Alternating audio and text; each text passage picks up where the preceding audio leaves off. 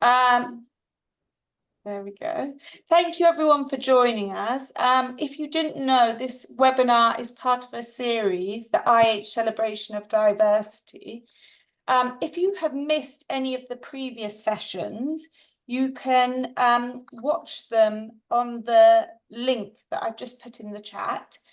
And you can keep an eye out for future sessions on our events page, which I'll just put the link to in the chat as well.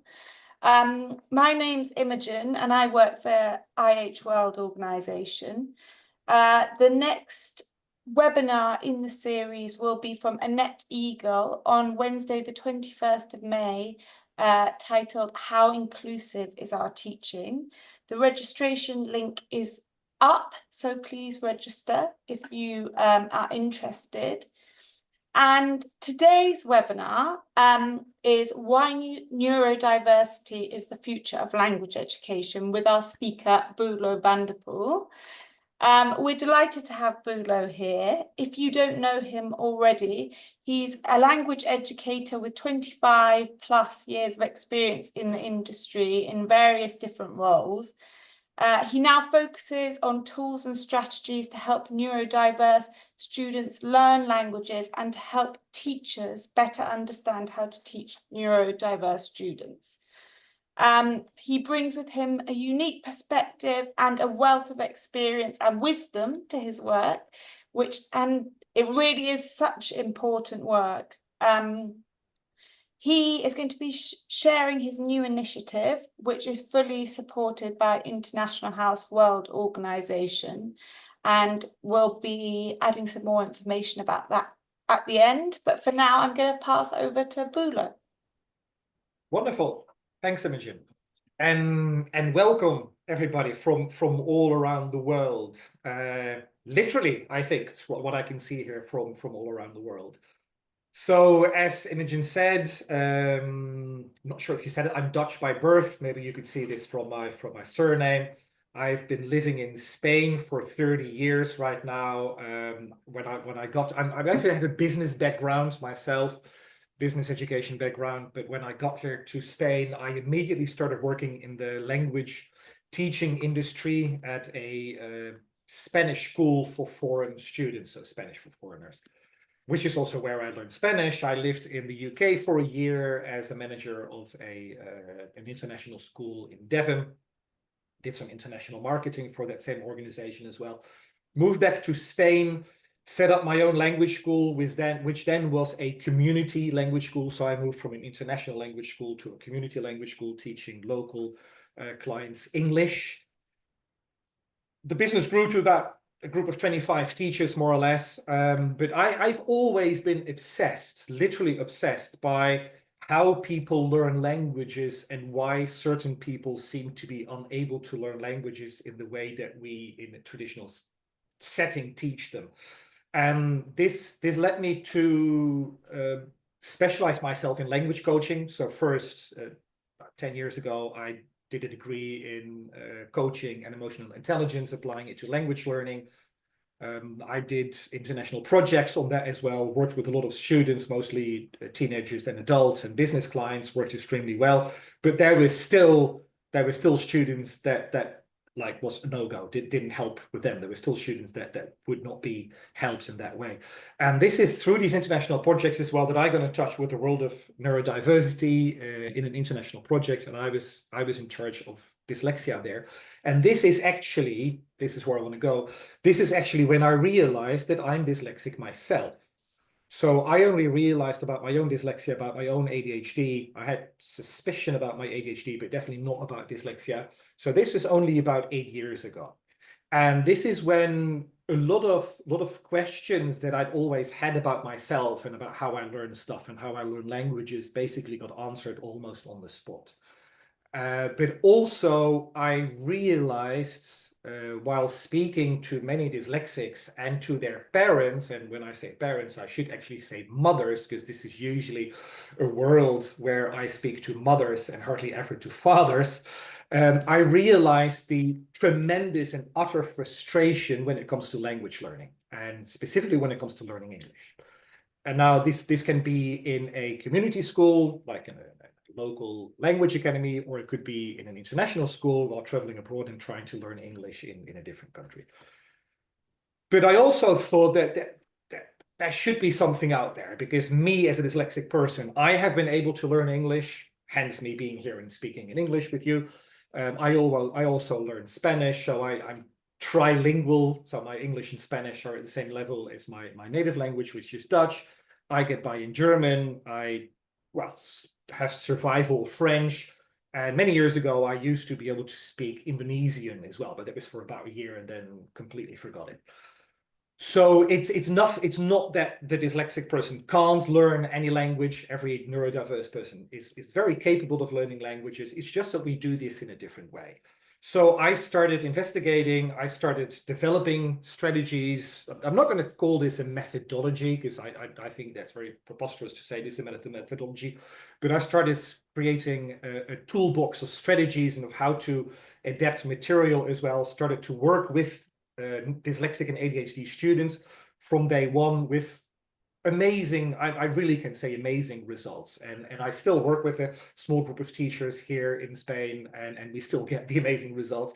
And this is obviously when other people got notice of this and people get in touch with me and say, hey, Boelo, I want to interview you, I want to put this on podcast as well. And then people ask me, how do I do this? So basically a year and a half ago, slightly forward, year and a half ago, I decided to quit the school where I worked, left it with my business partner. And since then, I dedicate 24/7 to raising awareness, first of all, but most of all, helping language teachers and helping language schools in understanding dyslexia, understanding ADHD, understanding neurodiversity in general, so also autism, dyspraxia, dyscalculia, being able to recognize it in their students, being able to adapt strategies that are inclusive, so work for all your students, so also your neurodiverse students, also how to adapt your materials, how to adapt your exams, etc., and basically how to help these students thrive.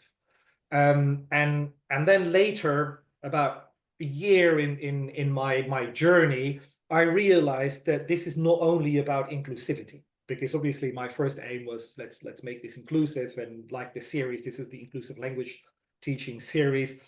But then I realized that this is also about business, and this is about how to increase your business, either if you are a private language teacher, or if you run a language school, or if you do anything in the language teaching industry, because this is a big industry. And I actually just got a report today. I had time to screen it, but not to read it. But this is an industry with an amazing growth rate over the next 10, 15, 20 years.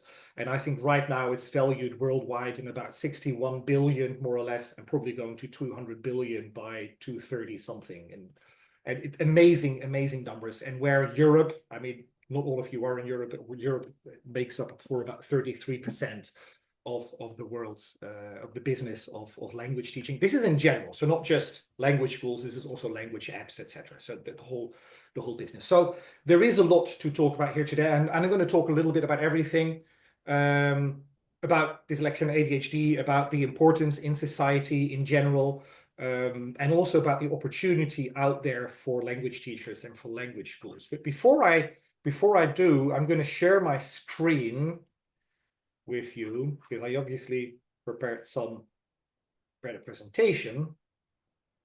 Let me make sure I get the right screen. This is the right screen. I'm going to share this with you. First of all, I just mentioned this to Imogen as well. She said, "Oh, you put your name phonetically here, because it's written Boelo, but it's pronounced Boelo." And I told her as well, I only do this when I suspect that I'm going to meet people again. So this is a good sign, because I think that sooner or later we will meet again, and we will start working on this in the future.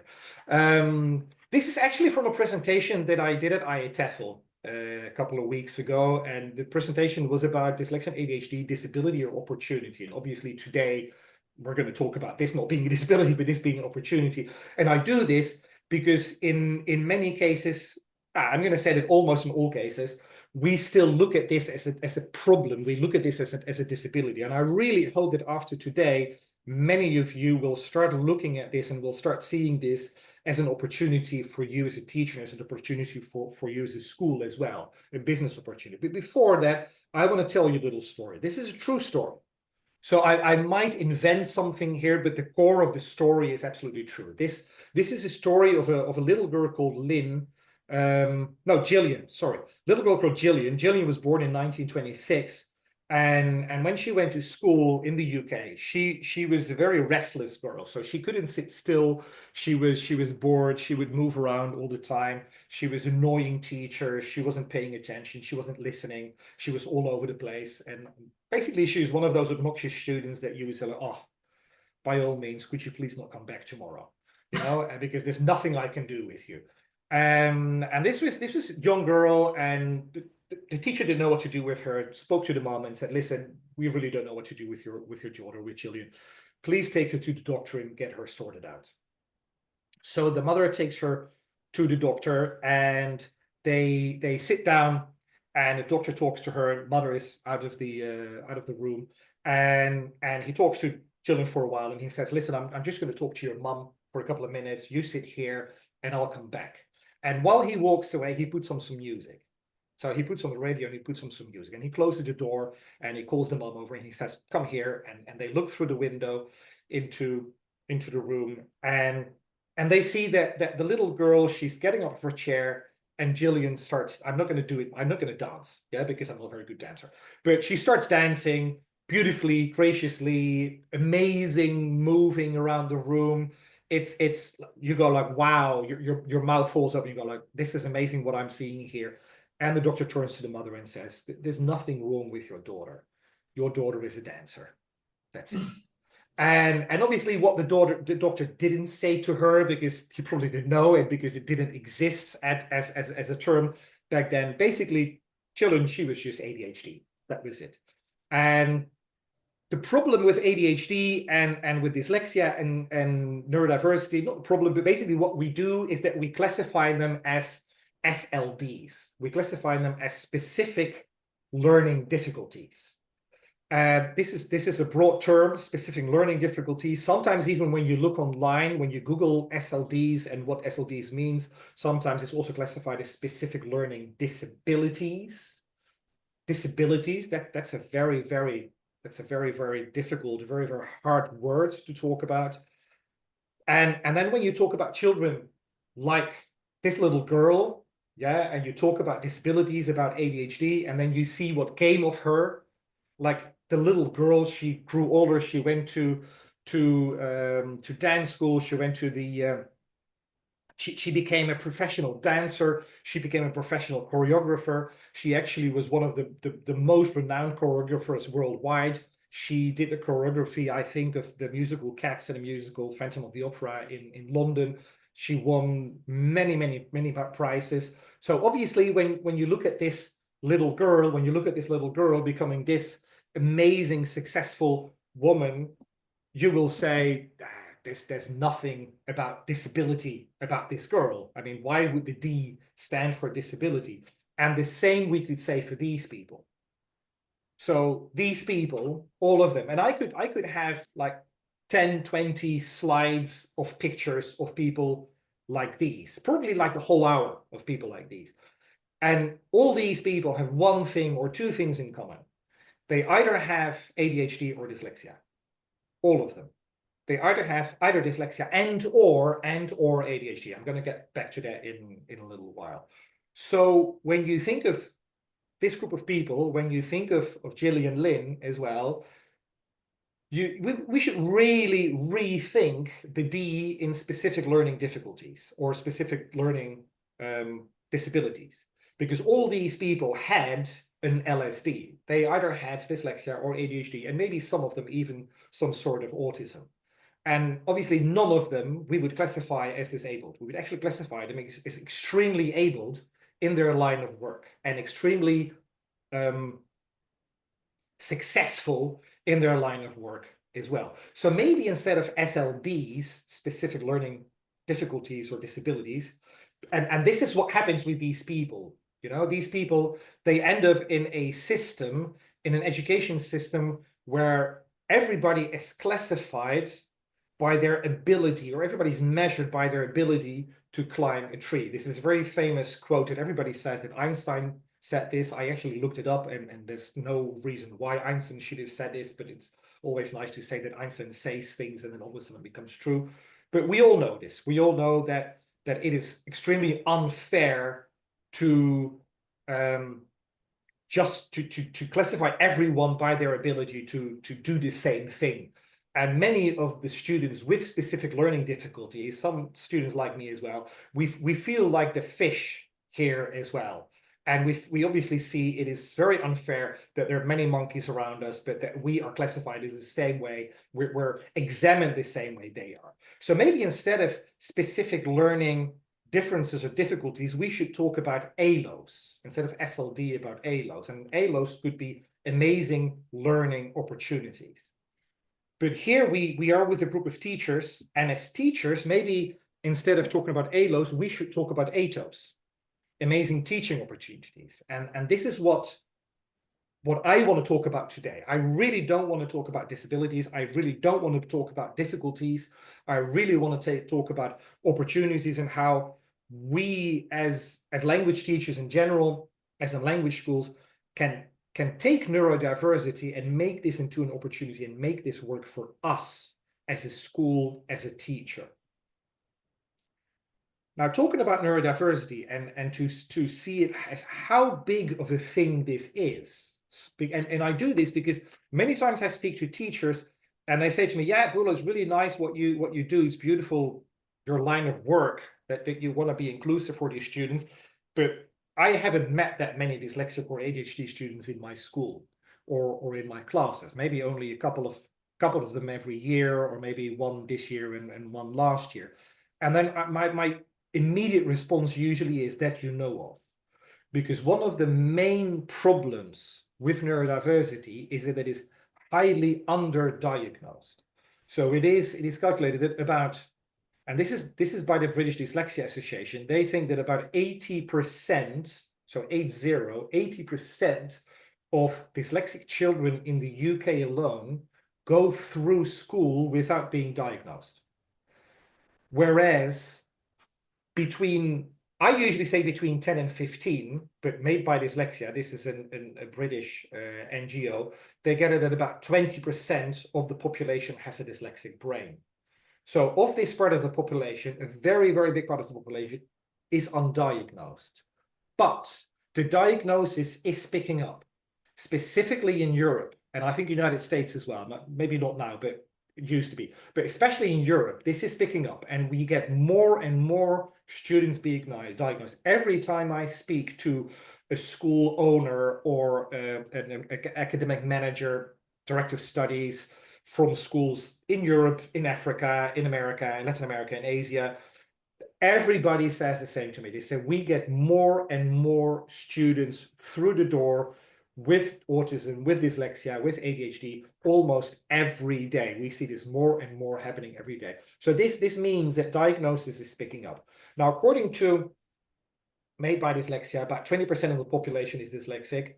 The data that I work with and the people that I work with, the experts that I work with, we usually talk about 10 to 15%, slightly more conservative, 10 to 15%. ADHD, yes, between 5, 6, 7, 8% more or less. Autism, slightly less, about 3, 4. Dyscalculia, dyspraxia, about 5, 6% maybe. But one of the things is that there is usually a very high overlap or comorbidity between different conditions, between different neurodiverse conditions. So a person with dyslexia is likely to also have some degree of ADHD, maybe also some degree of autism, many times some degree of dyscalculia or dyspraxia as well. A person with ADHD is likely to have some dyslexia or autism, etc. So there is an overlap between the different conditions. As I said to you before, in my case, I'm dyslexic and ADHD as well, mildly in both cases, because this is also a spectrum. It's not you are or are not.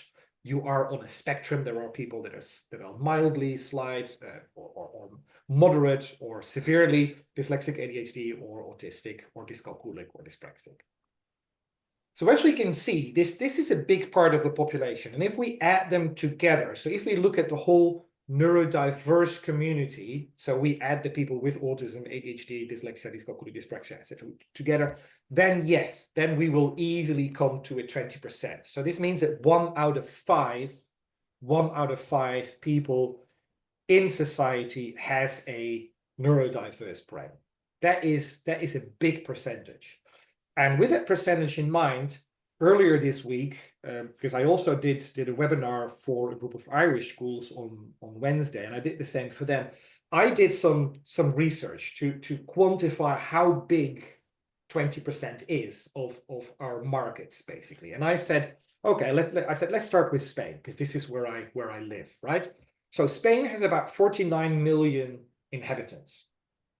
And of those 49 million, I asked ChatGPT to do this for me. Okay, so I asked ChatGPT, I said, how many Spanish people are there between 14 and 30 years of age? Because I gathered that about between 14 and 30 years of age, this is the majority of clients that go to international language schools. If we talk about international language schools here, right? They do language travel. And it's about 9.6 million. So it's about 9.6 million people in Spain, young people in Spain between 14 and 30 years of age. Now, of that 9.6 million, 1.4 to 1.9 million is neurodiverse. 1.4 to 1.9 million people in Spain between 14 and 30 years of age with a neurodiverse brain. That is a very, very big market out there of neurodiverse people. And the vast majority of these people have difficulty learning languages in a traditional language setting. Now, as I said before, many of these people aren't diagnosed. So that's probably 70% isn't diagnosed. And these people will go through education. So probably also your language schools and your language classes, these people go through education being labeled as lazy, unmotivated. He can if he wants to. This is something that I used to hear over and over again. Boelo can if he wants to. As class clowns, as disruptive, as the student that you probably don't want to come back next year, because why is this student in my classroom anyway? Why did his mother or his father sign him up for these language classes? And when I ask teachers, and I did this a couple of months ago when I did a webinar series also for Macmillan Education, and it was a couple of thousand people over the whole day, and we did a poll and we asked the teachers, how many of your students would you classify as lazy, difficult, unmotivated, class clowns, disruptive, etc. And the majority said between 20 and 35%.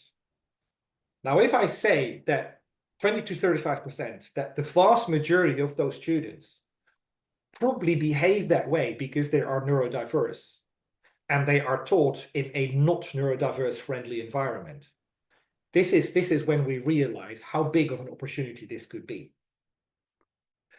Now, when I did this calculation on Spain with ChatGPT, I said, oh, well, let's take this to Europe and let's take this a little bit bigger, because I also read that Europe accounts, and I think I said this before, for about 1/3 of the worldwide business of language teaching. Okay, so about 33% of the worldwide market in language teaching.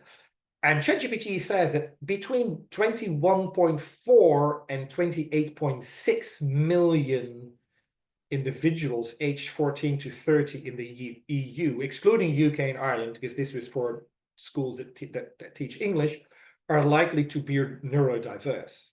And since ChatGPT knew why I was asking about this, it also said, even without me asking, like, this is very important for educational institutions, including language schools. And this is reason, more than reason enough for inclusive teaching practices and to accommodate these students. Now, what I did, because I knew more or less that this was a big issue, but what I did is I wanted to find out, I wanted to know how important this is for families of students, of children with a dyslexic brain, with a dyslexic or ADHD brain. And what I did is I did a survey over the past 2 months. I did a survey among Spanish families of children with dyslexia. And I'm going to get you those results here, because I basically asked them 8 very simple questions, but I think the information I got out of these questions is very, very useful. I had about 65 responses throughout Spain. The majority was in Madrid and Valencia, and I think the third region was Andalusia, and then the rest was scattered around Spain in general. So this is in Spanish, but I'm going to translate for you, for those who don't speak Spanish. So the first question was, does your child have any difficulties with learning English due to their dyslexia? And then almost 90% said yes, and slightly over 10% said, I'm not 100% sure. I don't really know. Now, second question was, do you think that these difficulties have an influence in your decision of signing your child up for English lessons, like either to a community school? This is talking about community schools or private lessons. 69% said yes, 17, almost 70 said little, and then the rest said either doesn't have an influence or I haven't even considered this. Now, my third question was, have you ever signed your child up to a community school? So to a school in your city, in your neighborhood, in your town, whatever. And 78.5% said yes, and 21% said no. And this is signing up to a language school, but also to private lessons. So this was either signing up to a community school or having a private language tutor, having a private language teacher coming over to your house for private tutoring of your child. And it's important to know this as well for the next question that I asked them. So the people that said yes, I have had my child signed up for English lesson, my next question was, well, in that case, what was your experience like? And almost 12% said very positive. And of these people, the people that said very positive, the vast majority, if not all of them, had their child with a private tutor. And the majority was private teachers coming to their home. So there was no language school involved. But 23% said slightly positive, 17.6 neutral, and then this adds up to 47, so almost half, 47 was somewhat negative or very negative. So almost half of them had a somewhat negative or a very negative experience signing their child up to a language school. And if we take this factor away of the 11.8, because the majority of these kids had private tutoring, then this 47.1 becomes much more, becomes probably 60 something, 65, 66. Now, my next question, and this was interesting as well, was would you sign your child up to a language school that had teachers that are specialized in dyslexia? So if there's a language school in your area, in your town, that has teachers and the language school specializes in dyslexia, would you sign your child up to that school? And then all of a sudden, 66 said definitely yes. I mean, without a doubt, I wouldn't even look for other schools. So this would be the school where my child would go. 30.8 said probably yes. So this adds up to 97 already. And then 3% said, not 100% sure. But 97% said yes. Now, this was Spain.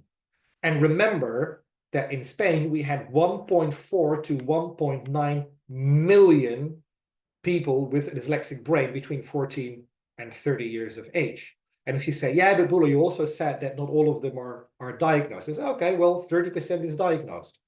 30% of 1.4 million is still almost 500,000. And this number is growing. So that's 500,000 people in Spain alone out there between 14 and 30 years of age that would, without a doubt, or probably sign up to a language school if that language school specialized in dyslexia. To me, that is quite an opportunity. I'm not sure about you, but I think this is an opportunity. And then if we take this to Europe, then it's even more.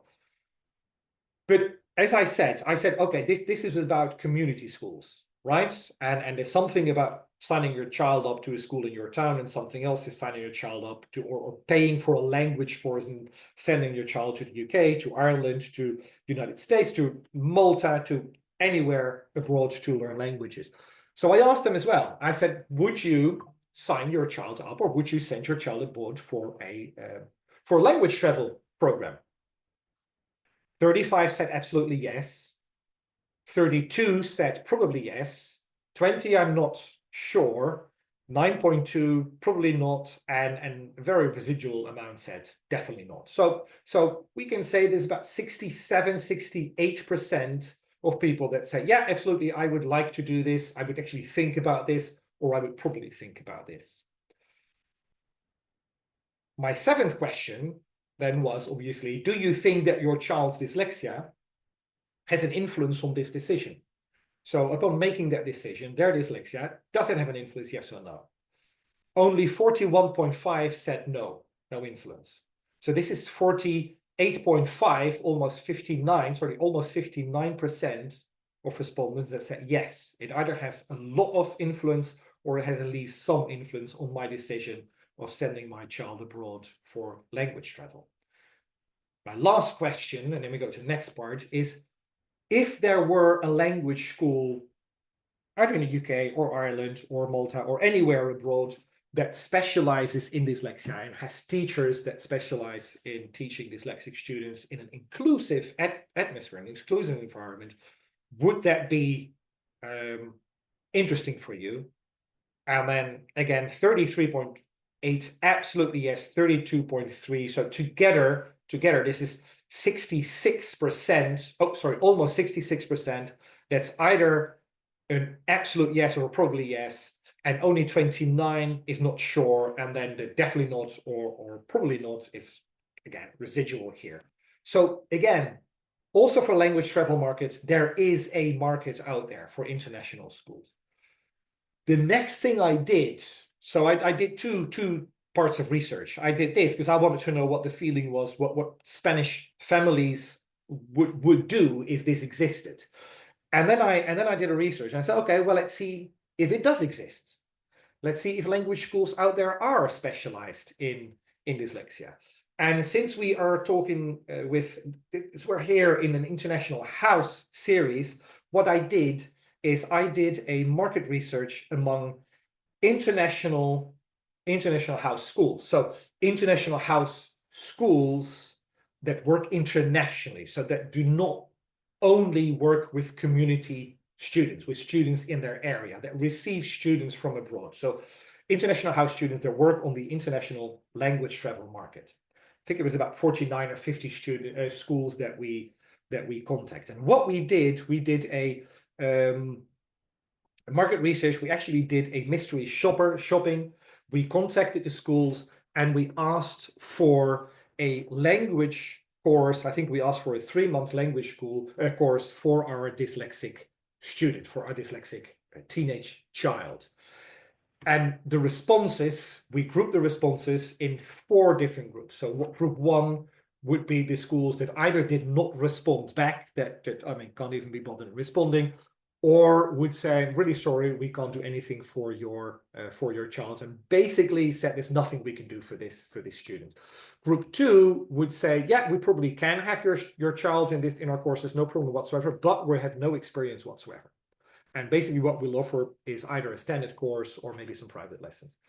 Then group 3 would be the schools that would get back to us and would say, well, we do have experience, we have had dyslexic students in our school before, we have no expertise, but we can offer either some standard courses or customized classes because we've done this before. And then group 4 would be the schools that would say, yes, we can do this. Yes, we've got experience. And yes, we have teachers that are specialized, although the majority wouldn't explain exactly what the specialization would be and how they would do these classes. Okay, so they didn't really explain much more, but they did say that they were specialized in this. These are the results. So the results are that group 1, the schools that would either not respond or would say, listen, we don't think there's anything we can do for this child or for this student, with about 35%, quite a high number. Number 2 would say no experience, but hey, if you want to send your child to us, then absolutely fine, no problem whatsoever. 20%. Group 3, we've got some experience. We have had students with dyslexia, but we have no expertise here. 35% almost as well, and only 10% of the schools that we contacted worldwide said, yes, we do have experience, and yes, we do have expertise. You can send your child here. So only 10% of the schools would or could possibly tap into this market of, as we said, about 500,000 in Spain and millions in Europe, and even more millions of students in the world. And again, as we said before, and this market is only growing by the day, because more and more students are getting diagnosed, more and more teenage, younger, but also adult students create awareness about what dyslexia and ADHD is, and openly disclose their dyslexia and talk about their dyslexia and ADHD as well. So this market is only growing, and only 10% of the schools are out there and are capable of catering for these students. Now, if any of you work for IH schools and you work on the international market as well, and if you want to have a copy of the report, I'm going to give you my email address at the end. You can email me and you can ask me for a copy of the report, and I'm happy to send it to you. And if you want to know what the response of your individual school is as well, please let me know, and I will look it up and I'll let you know as well, so you can know if you were classified in group 1, 2, 3, or 4. But we also went a little bit further. So what we did is we also looked at the websites of those schools, and what we did is we looked for mentions of neurodiversity. We looked for, is neurodiversity mentioned on this website? Has this school really tapped into this market? Do they talk about dyslexia? Do they talk about ADHD? Do they say that they are a dyslexia, ADHD, or neurodiverse friendly school? Do they talk about being a dyslexia smart school, as I like to call it myself? And we didn't find anything. So there is nothing that we could find on any of the websites talking about 15 to 20% of the world's population and about their needs. And this to us was quite shocking. So you have many schools that have courses and that advertise courses for nurses, for engineers, for flight attendants, for whatever there might be. But I don't think that 20% of the people out there in the world are either nurses or flight attendants or engineers. That is a much smaller market. But there is a much bigger market out there of neurodiverse brains, of people that basically learn in a different way. And in our industry, basically no one has yet tapped into this opportunity. And this is also why I'm out there, because I want to help people to tap into this opportunity, to make this work for them, and to make this not only as a tick, as, oh, I'm an inclusive school, yes, look at how good we are, because that already is very beautiful, but also to make this work for you from a business perspective. So basically, what can we do? Question here. So maybe you go like, okay, beautiful, nice what you told us, Boelo, but what can we do as a language school? Now I'm going to talk briefly about what I do. So what services that I offer language schools and language teachers, and I've been doing so for about a year and a half now, and I created a whole program, which I actually started in January this year. So it took me about a whole year to create that program. And then I'm also going to give you some tips. I'm going to give you some tips for ADHD and dyslexia, something that you can start with straight away. I was going to say tomorrow, but tomorrow is a Saturday, and I know that majority of you won't work tomorrow, but maybe from Monday onwards, if you teach again on Monday. So first of all, obviously for schools, the best thing you can do is teacher training. I mean, get your people trained, get them trained in dyslexia and ADHD and neurodiversity in general. But also, if you want this to work for you as a language school, and not only for you as an inclusivity school, but also for you as a language school and business perspective, make sure you train your admin team, make sure you train your marketing team. And if you operate on an international market, you want to have your agents involved as well, because the agents will feed your students, and the agents will be able to reach out on their local markets and will reach out to the regional and local associations and organizations of dyslexia, ADHD, autism, and get those students involved and get them to go to your language school. So what I offer, I offer two programs, basically, two training programs, one addressed to teachers and one addressed to the whole school community. My Dyslexia Smart Teacher program is a program that runs between 6 and 8 weeks. It is mainly asynchronous. It involves some one-on-one sessions as well, but it's mainly asynchronous, so teachers can mainly take this on at their own pace. Teachers will walk away understanding and recognizing dyslexia and ADHD. They will have teaching strategies. They will know how to adapt and create inclusive materials and exams and exercises, and how to make it inclusive for the whole classroom, not only for the dyslexic students. We talk about effective communication with parents, with students, with teachers, how to fight bullying, how to motivate and self-esteem your neurodiverse, work on their self-esteem of your neurodiverse students. But we also talk about other specific learning differences. So we also talk about dyspraxia, dyscalculia, autism, etc. Teachers that walk away from this, what I call journey, and at the end they call it a journey too, teachers that walk away after this journey, they are really dyslexia smart teachers, and they really make a huge difference for their dyslexic students.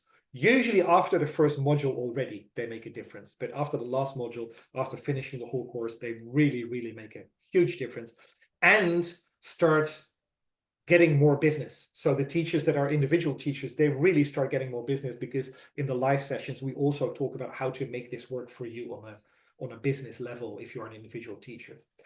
Now, the language schools that I work with, and obviously, I can't work with many schools at the same time, because I really like to dedicate my time and my energy to the schools that I work with. I usually work with 3-4 schools at the same time. We do the whole training program, so the Dyslexia Smart Teacher program for the teachers of that school. But, and this is very important, because what I realized when I ran my own Dyslexia Smart School is that one thing is having teachers that know how to do this, but very important is making sure that your admin department knows how to communicate this and knows how to sell this and how to pitch this to the parents. Because if the mother of a dyslexic child calls your school and says, how do you do this? And your receptionist or your admin person, whoever it is, doesn't know how to explain this to the mother, the child will not sign up to your school. It's as easy as that. The child will not come to your school. So if you don't have your admin and your marketing team on this, and you don't know how to market this, because marketing for this market is a lot different than marketing for other markets, there's nothing for you as a school to gain there. And the Dyslexia Smart Schools, bit by bit, will also belong to Dyslexia Smart School Network, helping each other out, exchanging ideas, exchanging marketing efforts, doing things together, exchanging material, exchanging experiences, etc. This is all about the Dyslexia Smart Schools. This is all about becoming a Dyslexia Smart community internationally. So if you want to know more about this, if you want to know more about the research I did as well, just email me to boelo@boelovanapool.com, and I'm happy to email you back. I'm going to get my contact details a little bit later as well. So let's give you, at the end, let's give you 8 practical tips that you can use straight away in your classroom, and that are really, really easy to implement. First of all, this works for all your students, for both ADHD and dyslexia, but most of all for ADHD students. This is really for the ADHD brain. Write instructions on the board. So ADHD is a condition that has a lot to do with executive functions. And one executive function is the working memory, and it's also the short-term memory, and doesn't really work well with students with ADHD, definitely not with me. So for me, it would be very important if people could write instructions on the board, like first do this, then do that, then that, etc. And also put them in sequence. Put 1, this, 2, that, 3, that. It's very easy for me to do it that way, but if you give them to me verbally and as many instructions at the same time, then it's likely that I will forget something in the middle. Use analog clocks. One issue that has to do with ADHD, also with dyslexia, is time blindness. And time blindness is not that we can't read time. It's not that I have a watch and why on earth are you wearing a watch if you're time blind? Time blindness is all to do with estimating time. So it is difficult to estimate how long certain tasks will last. So if we give a student 15 minutes to do something, it is very difficult for them to estimate how much 15 minutes is and to manage those 15 minutes. So you will find students that finish late or don't finish at all. And putting an analog clock next to the whiteboard where they can see it, they can see the time passing. And it helps them administering their time. It helps them organizing their work in the time frame you give them. Give them freedom to move. Remember that girl, Gillian, and how she couldn't sit still. You will recognize a lot of your dyslexic, your ADHD students that are moving all the time, and you actually want to tell them, sit still, pay attention. And then the student will go like, yeah, well, it's either one or the other. So if I sit still, I might not be able to pay attention. And to pay attention, what I really need is to move, to have maybe my leg like this, and you can see the knee going up and down continuously. So give the student freedom to move, because it will help them with their concentration and with their focus. And in the same line, give them frequent breaks. Students, especially with ADHD, also with dyslexia, they find it very, very difficult to keep focused. They find it very difficult to have a longer attention span, and usually their attention wears off after maybe even 5 to 7 minutes. And if you give them a short break after 5 to 7 minutes, it's really, I'm talking about 30 seconds here.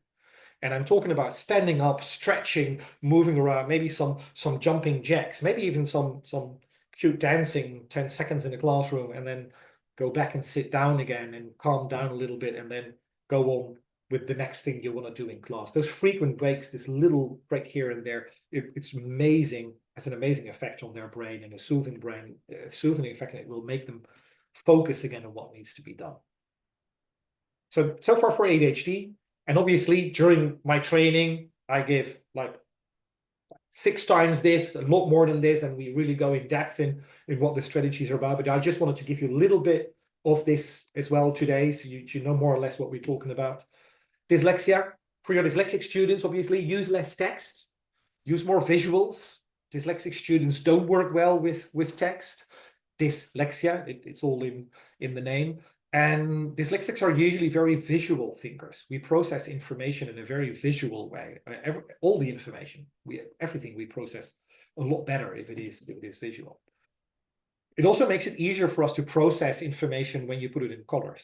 And when I say use colors, it's not to make things nice and bright and colorful and just chuck the whole rainbow in your work and in your material, but use colors for a reason. So here I use colors for spelling.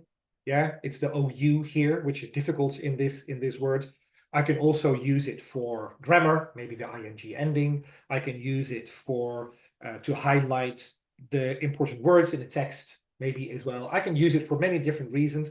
And what I do when I use colors is that I tell my students' visual brain, this is what you have to focus on. This is the important part of this word. So when the brain processes this word, it immediately recognizes the OU in a different color. It recognizes that this must be something, this must be important. I don't even have to explain why. This must be important. And when I have to write the word colors again, my brain will remember this picture, and my brain will tell me basically, yeah, oh, Boelo, this is with OU, because I remember it was in red, and it will bring it back to me. And it's much easier for me to understand or to remember that the word colors is written with OU. Holistic approach, very important as well. We dyslexics are very holistic thinkers. We are very good at seeing the big picture. It's one of the main strengths of the dyslexic brain. And since we are very good at seeing the big picture, it's much easier for us to understand the big picture than to understand the minor details. So if you teach us in a very detailed way without the big picture, it is very difficult for us, not for everybody maybe, but for the majority to understand. This is why a holistic approach is very important. But also, and this is in line with the frequent breaks that we talked about before, also chunking is very important. Chunking, whatever you do, break it up in small chunks. And I said it before, between 5 and 7 minutes, more or less. 5 and 7 minutes, one concept, a little break, 30 seconds, 1 minute max, and then move on to the next chunk. So as you can see, there's a lot of strategies you can use. Some maybe that you knew already, some that you might not have known or not have thought about before as well. And as I said, there's so much more to do. There's so much more that we can do for our students with dyslexia, with ADHD, with autism, dyspraxia, etc. And the beauty is, and this is very important, the beauty is that whatever you do for your students with dyslexia and ADHD also works for your neurotypical students. So your neurotypical students is the rest of your students. So that's the 80%. There's basically the 80% of monkeys if the 20% is fish, you know, in the fish bowl. So it also works for your monkeys if you do this for the fish, basically. So this is not what I always say to teachers and to schools as well. I'm not here to make your life more difficult. I'm basically here to make your life easier and to earn more money. Because with all these strategies, it is easier for you to recognize dyslexia and ADHD, to understand it, first of all, to recognize it, to adapt your strategies to these students without walking away from the rest of your students, to make it inclusive for all your students, so your work becomes easier as well. You spend less energy on what you have to do in class. These students, your dyslexic neurodiverse students, are happier, they learn more. It will enhance your student retention, because also your undiagnosed neurodiverse students will benefit from this and will stay longer with you in your classes, in your school. And if you go through the Dyslexia Smart School program and you become a Dyslexia Smart School or a teacher, you will gain more money because you will get more business. Because again, there's millions and millions of people out there, and the number is only growing. And what I usually say to the teachers that are on my Dyslexia Smart Teacher program at the end is, and this is from an anecdote that I have from a student that was in my own classes about a year ago. And this Spanish boy, he said to me, he said, "Boelo, so lucky that my mom found you and your teachers, because finding teachers and finding a school that knows about dyslexia, that understands about dyslexia, is empathetic about it, and knows how to work with dyslexic students is almost like finding a unicorn." And when teachers finish my course, I always say to my teachers, "Congratulations, because you just became a unicorn." And I would really, really love for international house schools and teachers to become unicorns as well. So thank you very much. Thank you for your time. Thank you for being here. If you want to get in touch, if you want any information about my programs, about what I do, my website, you can also download a free guide on teaching languages to students with dyslexia on the website, boelovernapoel.com, or email me and I'll email it to you. Contact me on LinkedIn if you like, and stay in touch with what I do. And that is it for me, Imogen. It's about 1 hour. You said about 1 hour, and it's about 1 hour. So there you go. Perfect timing. Thank you so much, Boelo. I think we actually just have a question in the chat for you. Wonderful. From Sarah. Is there a particular reason why the age range was with students above 14, as YLs above 6 usually represent a significant chunk of the market? Do you think a similar research within that range would show similar data?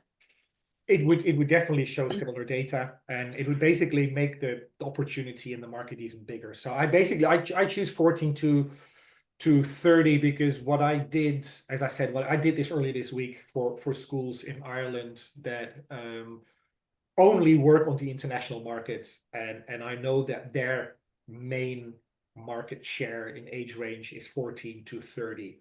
But the number, the percentage, you will find exactly the same. Usually what happens with dyslexia is that it's starting to get diagnosed after about 8 when they're 8, 9 years old, more or less. So you will get younger students that are 4, 5, 6 that are dyslexic, but are not diagnosed because it's not a thing yet, basically, for them. You could actually say. But I myself, working with dyslexic students, I had a lot of younger students as well, like 8 to 10 years of age. What I did find is that, especially when they're undiagnosed, is that they will come to you maybe a little bit later because they don't know it, and the first years they just keep on being frustrated. Basically, that's horrible, because the first year they're just in the mainstream language education, and then after a couple of years the parents realize there's something going on. Maybe my child's dyslexic, and then they get a diagnosis, and then they go looking around. Okay, so who can help me and make this work for my child? And it is extremely, I mean, now even talking, I mean, I've been talking about business, and I mean, making money is important for all of us, for teachers, for schools, etc. But it is also a very beautiful thing, and I have seen teachers almost crying because students would pass exams, and students that would never ever pass an exam, an English exam, and then the mother emails you and says, "Oh, thank you so much," and sends you bottles of wine and flowers and everything because her daughter passed with a 7 or with a 6 on a 1 to 10 scale, you know, and that it's such an amazing satisfaction, because these students, I'm going to make it even, I was going to say these students can learn, as if it was like, yeah, no, they can learn. I'm going to take it even further. I am convinced, and this is no science, but I am convinced that provided they are taught the right way, any dyslexic person can become more fluent in any different language, in any second language, than a neurotypical person. And I'm very convinced about this, because I have met many dyslexic non-native English speakers out there with an amazing, at least an amazing communicative level of English. So an amazing spoken level of English, an amazing understanding of the cultural aspect also of the English language, but also Spanish. That you would actually say you must have been brought up in the UK or in Ireland or in an English-speaking country, or you must have lived there for at least 5 or 6 or 10 years. And they would say, no, never. I've been like a weekend to London, and that was it. So I think it's also an opportunity for them.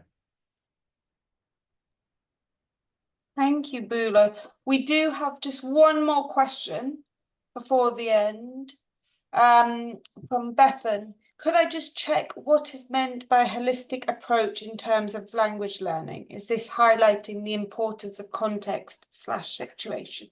Yeah, so it's all about putting the things in context. Context for the dyslexic brain is very, very important. In my case, for instance, and I think with many dyslexic students, and just to give you an example, if you give me an exercise, and the exercise is about conjugating verbs, okay, and you've got 5 verbs that I have to conjugate in 5 individual sentences, but there's no link between the sentences. They're like literally 5 individual sentences. I can do this, it's no problem. You might have to give me an example, but still I can do this. But if you give me a text and you put this in context, and you give me a text that is coherent, and the text has 5 gaps, and I have to fill in the 5 gaps, then I will do this faster. That's basically the difference. So it's all in the context in which you give me the information, and in which you give me the task that I have to do. And Zach says summarizing. Yes, summarizing is extremely important as well. Summarizing, linking between what I've done before and what's coming next, and on the board as well. There's a lot of strategies out there you can use. Great. Thank you so much, Boelo. I just want to mention to any IH schools who are here, we're in the process of forming an agreement with Boelo, and you will benefit from a 10% discount. Now you can benefit from a 10% discount, which is available on the new, soon to be launched partner area, on the IH members area. And we will update you when we have further news of the agreement. And I think on behalf of everyone, I want to say a big thank you to Boelo. You've given us so much to think about, and it was a really great session. Thank you. Thank you. And thank you. Thank you everyone for being here. Thank you. Thank And you. hope to meet you soon. Thank you all. Thank you. Bye-bye. Bye. Thank you. Bye. Have a nice weekend, everyone. Thank you. Bye. It was really interesting. Thank you. Thank you. Bye bye. Thank Bye. you. Bye-bye. Bye. Bye.